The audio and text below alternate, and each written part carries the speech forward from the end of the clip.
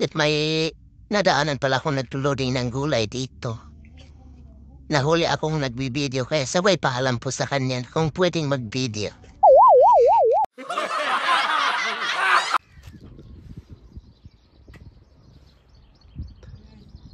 Tujuh dah jauh diska. Hai. Atsui desu ne. Tinanong ko din pala kung saan to dadalhin yung gulay. Sabi niya sa Osaka.